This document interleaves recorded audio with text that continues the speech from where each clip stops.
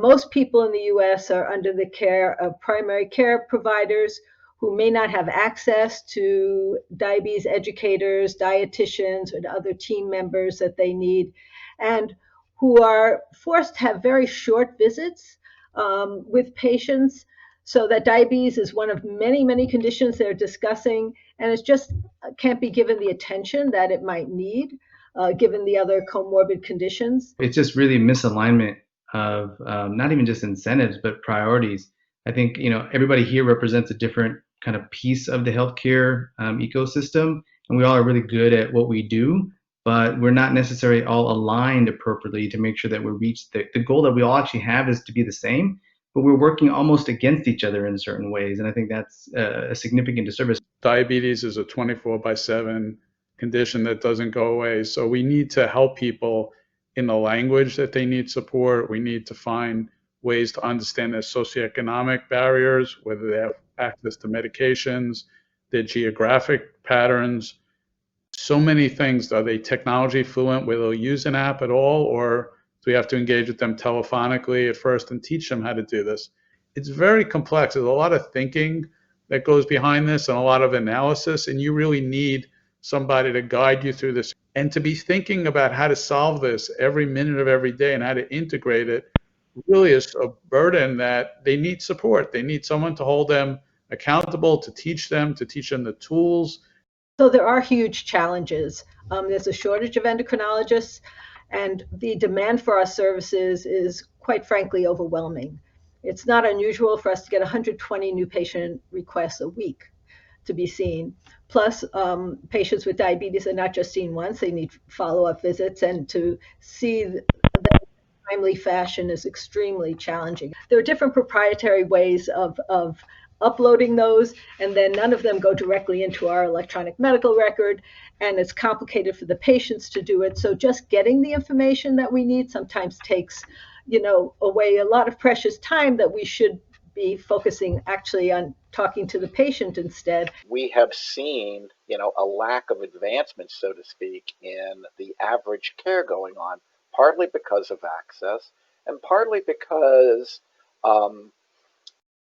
this is a disease that requires frequent interactions. Diabetes offers an opportunity for remote care in a way that many other disease states don't. You can't be a surgeon from a distance.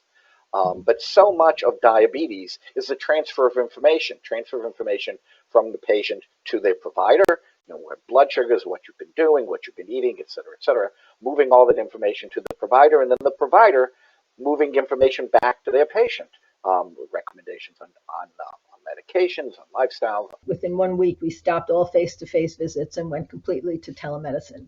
So we were extremely fortunate when we had to make this switch over that the Helmsley Charitable Trust gave us a grant, financial support, so that we could use remote diabetes care and education specialists from Cecilia Health. And I can't tell you how helpful that was.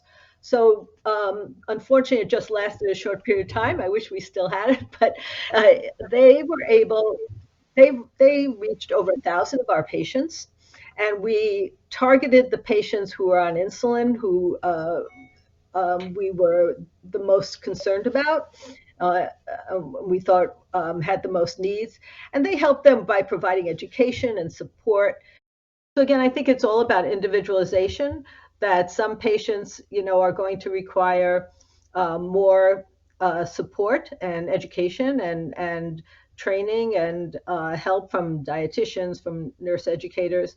Some will need in-person visits, but many, many, many visits can be done remotely, and that could greatly increase access.